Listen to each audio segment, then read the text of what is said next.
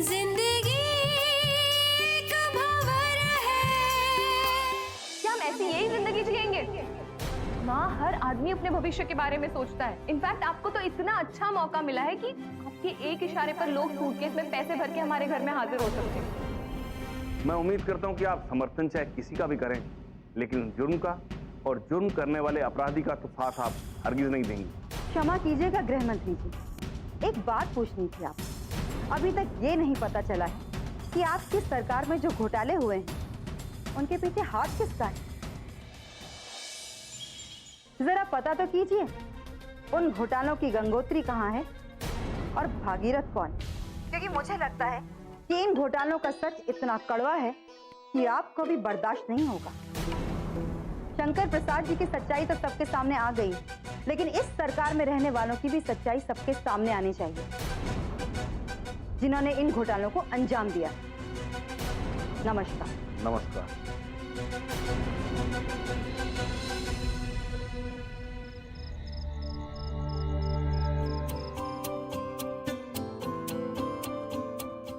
ये शतरंज भी अजीब खेल है बेटा।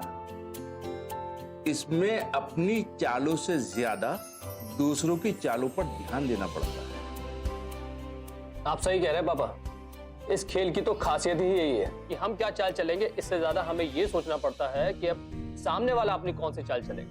वो भी एक चाल नहीं, जितनी ज्यादा चालों का अंदाजा लगा लोगे उतने ही तेज खिलाड़ी हो।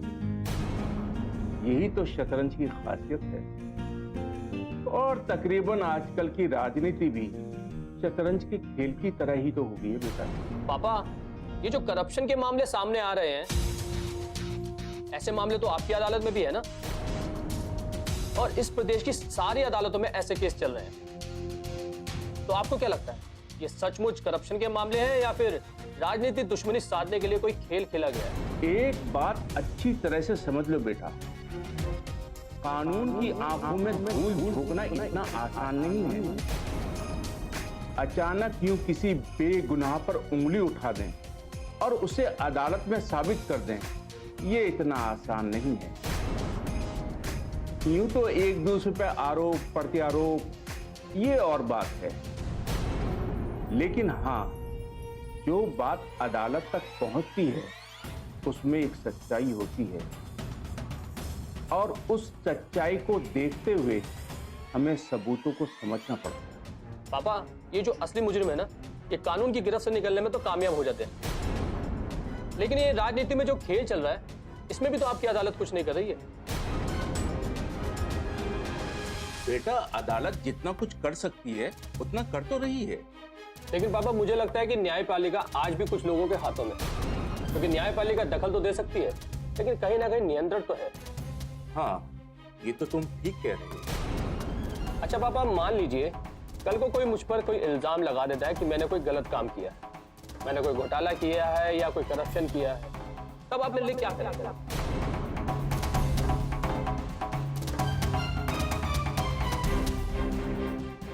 सबसे पहले तो मैं ये देखूंगा कि ये इल्जाम है या सच्चाई है। और सवाल तो ये उठता है कि कोई तुम पर इल्जाम क्यों लगाने लगा।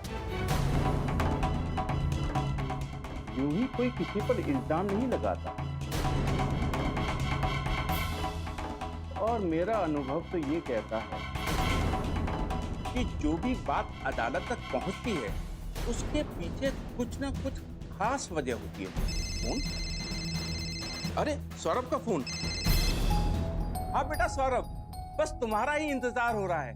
तुम्हारी माँ तुम्हारे पसंद का खाना बना रही है। हाँ, मैं यहाँ गौरव के साथ शतरंज खेल रहा हूँ, बस तुम्हारा इंतजार हो रहा है।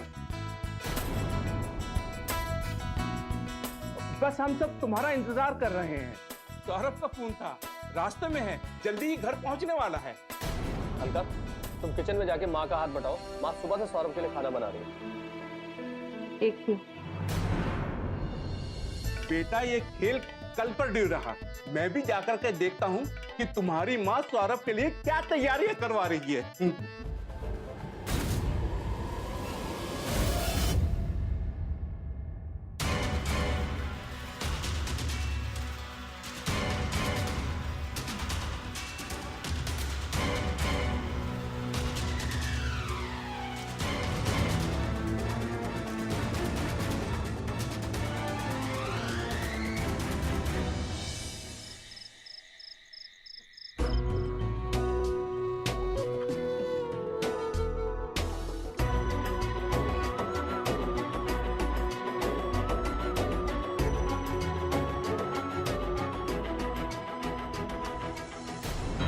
क्या बात है आदित्य, तुम्हारे चेहरे की रौनक तो दिन ब दिन बढ़ती जा रही है। ये रौनक तो पहले से ही बढ़ रही थी प्रदीप जी।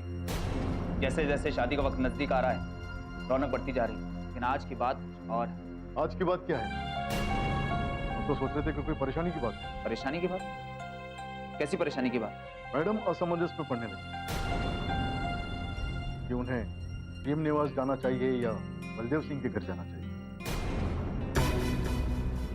हमने तो उन्हें अपनी तरफ से पूरा समझा दिया, लेकिन उनका इस तरह से असमंजस में पड़ना हमें परेशान करने लगा है।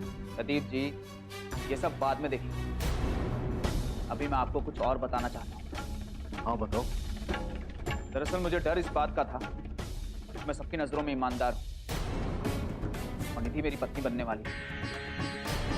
और अगर वो मेरी पत्नी बनती है और उसके बाद उसके सामने ये सच आता है तो मैं उसे कैसे संभाल पाऊंगा? अरे कल की बात जाने दो यार, कल किसने देखा? तुम तो बस एक बार उस लड़की को अपनी पत्नी बना, एक बार वो तुम्हारी पत्नी बन गई तो फिर वो पूरी तरह से तुम्हारी मुट्ठी में। आपकी बात ठीक है प्रदीप जी, लेकिन मैं आपको दूसरी बात बता रहा हूँ। दरअसल निधि इतनी सीधी और सच्ची नजर आती है उतनी है नहीं। क्या बात कर रहे हो? वही कह रहा हूँ प्रदीप जी जो सच है। निधि भी अपने सपनों में जीने वाली लड़की, उसे भी ये सच्चाई और ईमानदारी से कोई वास्ता नहीं है। आज मैंने खुद उसकी बातें सुनी है जो वो अपनी माँ से कह रही थी। तुम बिल्कुल ठीक कह रहे हो आदित्य। मैं भी अपने माँ के इस बर्ताव से बहुत परेशान हूँ। इनफैक्ट मैं तो सोच रही थी कि तुमसे ये बात कहूँ तो कैसे कहूँ कि तुम माँ को समझाओ।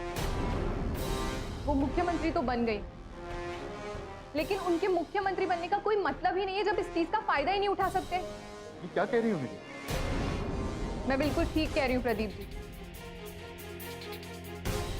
जिंदगी भर तिल तिल कर जीना ही हमारी जिंदगी बन गई। वही पुरानी जिंदगी, वही पुराना रहन सहन, वही पुरानी गाड़ी। मैं तो मन ही मन खुश हो रही थी कि माँ को वित्त मंत्री बनाया जा रहा है। मैं तो सोच रही थी माँ वित्त मंत्री बन जाएगी तो खुद के लिए कुछ ना कुछ जरूर करेगी। माँ वित्त मंत्री तो बन गई पर उसके आगे कुछ भी नहीं। क्या यही जिंदगी है हमारी कि भगवान हमें सबसे ऊंचे शिखर पर जाके बिठा दे और हम खुद को बदल भी ना सकते? दीप, मुझे तुम्हारे इस असंतोष की वजह समझ नहीं आती। आदित्य, मैं तुमसे शादी से पहले ये बात करना चाहती थी कि तुम इस बारे में क्या सोचते हो। खैर तुमने मेरी बात सुन ली, अच्छा ही। मैं तुमसे ये बात करना चाहती थी कि मेरा एक दोस्त है, हम कॉलेज में साथ में पढ़ते थे। उसके डैड बहुत बड़े बिजनेसमैन हैं। मैं नाम लूंगी तो शायद तुम पहचान भी जाओगे। वो हमारे प्रदेश के सारे रेत के कॉन्ट्रैक्ट्स लेना चाहते हैं और पता है बदले में वो हमें क्या देंगे? 150 करोड़।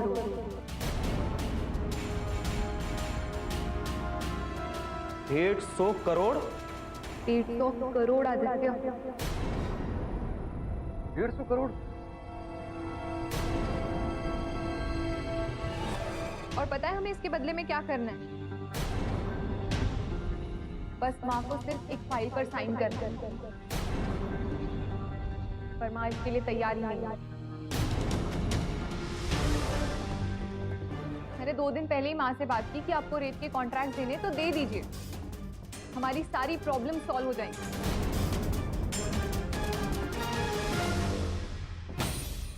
और माँ मान ही नहीं रही है, उन्होंने साफ मना कर दिया। अरे निधि, तुमने अपनी मम्मी को ये बात बोलकर बहुत बड़ी गलती की, लेकिन तुम फिक्र मत करो। तुम ये चाहती हो ना कि वो 150 करोड़ तुम्हारे खाते में, मेरे खाते में आ जाए, तो ऐसा ही हो। मैं साइन करवाऊंगा। 150 करोड़ कम नहीं होते।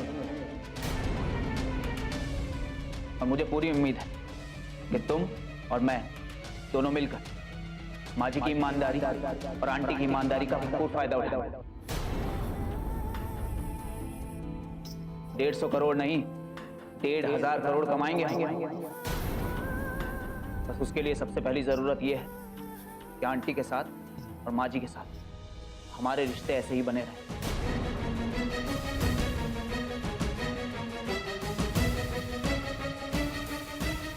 देखो निधि, सबसे बड़ी जरूरत होती है कि अगले के सामने अपनी इमेज खराब हो। अगले को ये कभी शक ना हो कि हमारे दिल में क्या है और हमारे दिमाग में क्या चल रहा है, और हम क्या करना चाहते हैं।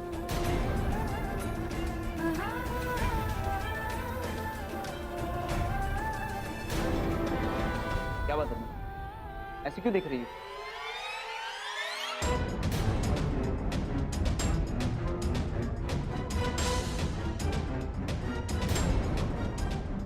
मैं तुम दोनों का असली चेहरा देखना चाहती हूँ और तुम दोनों के ये चेहरे देखने के लिए मैंने ये सब कुछ किया।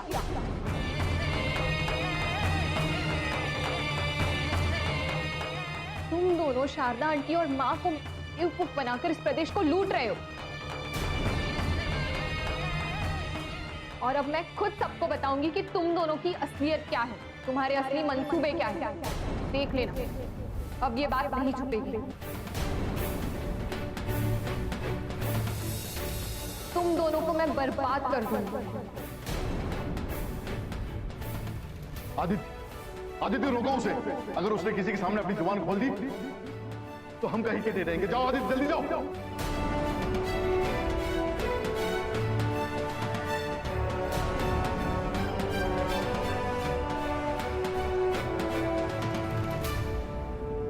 हाँ सुनो, वो आदित्य जा रहा है, उसके साथ जाओ।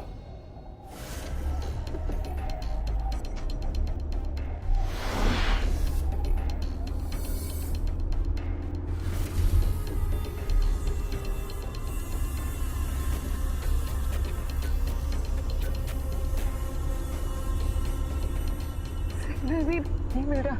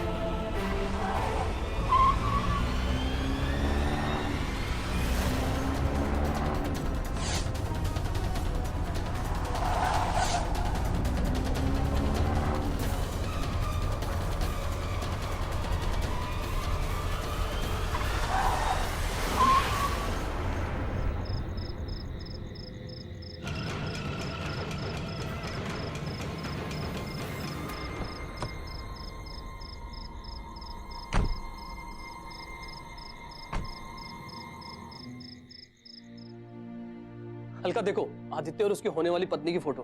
मेघना देवी जी की बेटी है। आदित्य ने बहुत बड़ा खेल खेला है, कोई बड़ी बाजी मारने की कोशिश है उसकी। कमाल है आदित्य।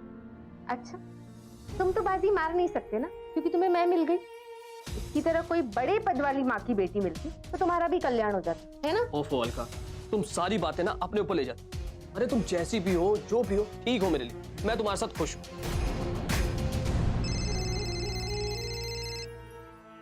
रजनी वर्मा का कॉल आ रहा है। जरूर शंकर प्रसाद की जमानत के बारे में बात करने के लिए फोन किया होगा। हाँ तो देखो क्या कहती है। हेलो, हाँ जी रजनी जी, कैसी हैं आप? पूरे दिन तुम्हारे फोन का इंतजार किया कपिल। मैंने सोचा कि तुम मुझे खुद फोन करोगे, फैसले के बारे में बताओगे। फिर मैंने सोचा कि शायद तुम अपने पापा से बात नहीं कर पाए होगे, इसीलिए मैंने तुम्हें फोन नहीं किया। अरे रजनी जी, अब मैं आपको क्या बताऊं कि मैंने क्या सोचा है? आपने भी तो कुछ फिक्स तय नहीं किया था ना। मैंने कहा तो था 2 करोड़, 4 करोड़, 5 करोड़, तुम जितना चाहो हम देने को तैयार हैं। लेकिन शर्त यही है कि शंकर प्रसाद जी की जमानत होनी ही चाहिए। रजनी जी, मैंने पापा से इशारे इशारे में बात की थी। अच्छा एक काम करो, आप 5 करोड़ दे दीजिए, पापा को मैं मना लूंगा।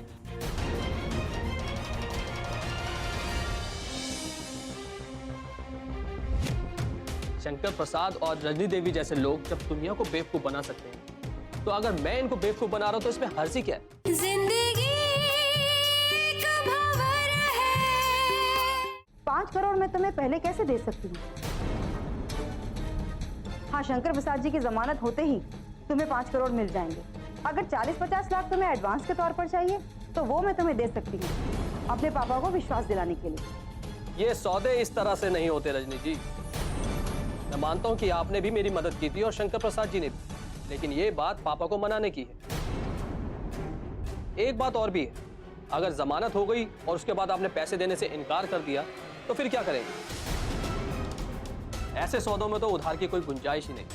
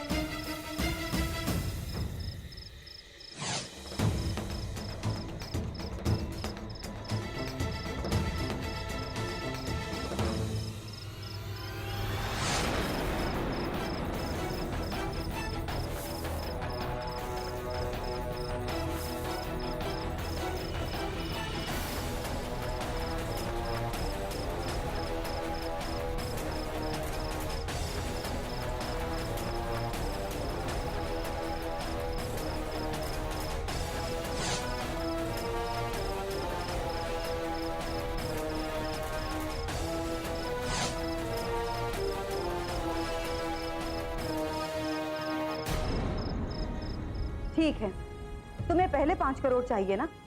मैं तुम्हें 5 करोड़ दूंगी, लेकिन मुझे इस बात की गारंटी चाहिए कि शंकर प्रसाद जी की जमानत हो जाएगी। इसमें आप गारंटी की क्या बात कर रही है रजनी जी? ये कोई खाने का काम तो है नहीं। बिना सोचे समझे आंख बंद करके तो जमानत दे ही नहीं देंगे। पापा को वहाँ थोड़े तथ्यों को भी ध्यान में रखना पड़ेगा। उसके बाद हो सकता है कि वो पहली पेशी पर जमानत ना दे, क्योंकि लोगों को मौका मिल सकता है उंगली उठाने की। अगर आप सचमुच में ये जमानत चाहती हैं तो आप पहले 5 करोड़ दे दीजिए ना, आपका काम हो जाएगा। ठीक है, तुम्हें पहले पैसे मिल जाएंगे, लेकिन अपने पापा से फाइनल बात कर लो। 5 करोड़ कल तुम्हारे खाते में डलवा दिए जाए। धन्यवाद रजनी जी। अगर आपने 5 करोड़ रुपए डाल दिए तो समझ लीजिए आपका काम हो गया। धन्यवाद।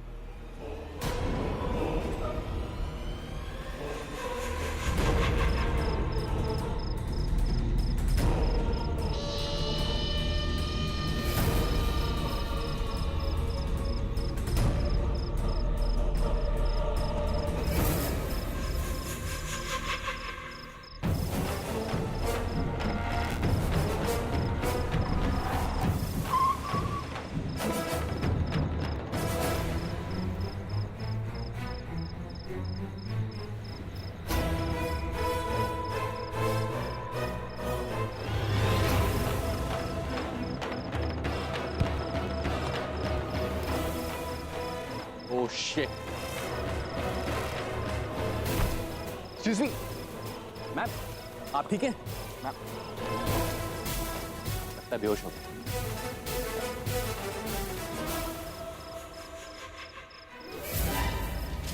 आराम से, आराम से। एक सेकंड।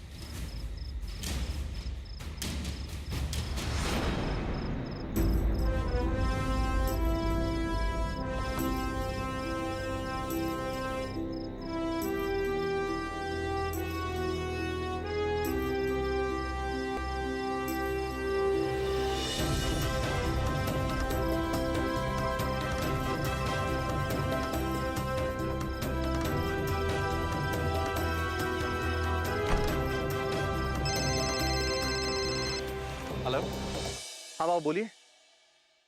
मैं बस आ ही रहा हूँ पापा, मैं बस रास्ते में हूँ। बस एक छोटी सी प्रॉब्लम हो गई थी, लेकिन 10-15 मिनट घर पहुँच जाऊँगा। जी हाँ, जी हाँ। ओके ओके बाबा, ठीक है, बाय।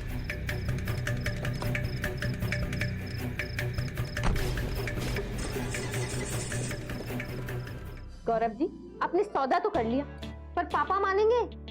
ये बात पता चलते ही पहले तो ईमानदारी पे बड़ा सा लेक्चर देंगे, फिर हम दोनों ना घर से बाहर होंगे। अरे आप क्यों परेशान होती हैं? शंकर प्रसाद और रजनी देवी जैसे लोग जब दुनिया को बेवकूफ बना सकते हैं, तो अगर मैं इनको बेवकूफ बना रहा हूं तो इसमें हर्जी क्या है? बस एक बार 5 करोड़ रुपए आ जाए। और वैसे भी पापा से बात कौन करने जा रहा है? ओ, लेकिन अगर जमानत नहीं हुई तो ये तो मैंने उनसे पहले कह दिया। अगर पहली पेशी में जमानत नहीं हुई तो दूसरी में हो जाएगी। अगर दूसरी तीसरी में भी नहीं हुई तो हम उनसे बहाने बना देंगे। और वैसे भी ये रजनी वर्मा हमारा कर क्या लेगी? तो पापा को पता भी नहीं चलेगा। ये 5 करोड़ हमारे खाते में होंगे। हाँ जी। और वैसे भी पापा के पास आएगा कौन बात करने के लिए? ये कोई छोटा मोटा मामला नहीं है, ये 5 करोड़ का मामला है। बस एक बार ये 5 करोड़ रुपए आ जाए ना, तो समझो हम लोग तो करोड़पति बन ही गए। क्या बात है माँ, आप इस तरह से आवाज क्यों दे रही थी? ये देखो ना, सौरभ किस लड़की को लेके आया, वो भी ऐसी बेहोशी की हालत में। जिंदगी एक भंवर है। जी माँ इस तरह आवाज क्यों दे रही? उनका चहेता सौरभ आने वाला अच्छा, चलो चल के देखते क्या बात। है।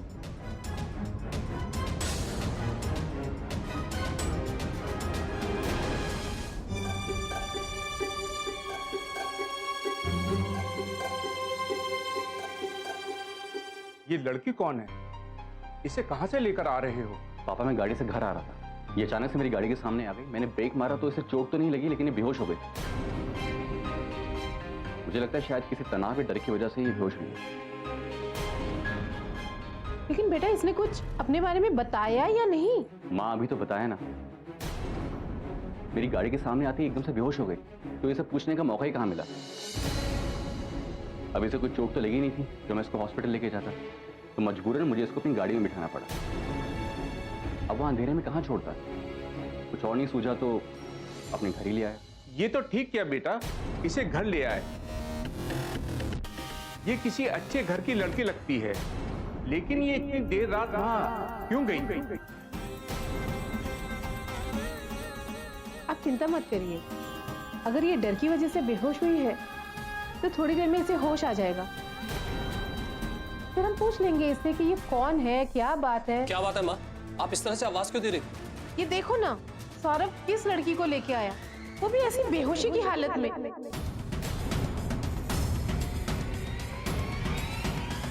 इसे देखकर मैं परेशान हो गई थी, इसलिए तुम लोगों को आवाजें दे रही थी।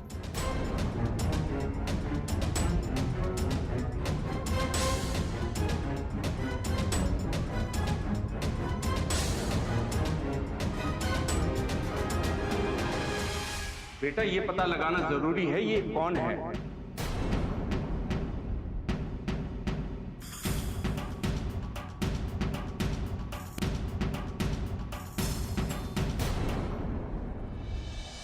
हम जानते हैं कि पापा जी बहुत दुखी हैं और हमने इस बारे में माँ जी से बात भी की थी, लेकिन जब हम वहाँ पहुँचे तो हमने देखा प्रदीप जी माँ जी को समझा रहे थे कि वो इस घर में वापस ना जाए।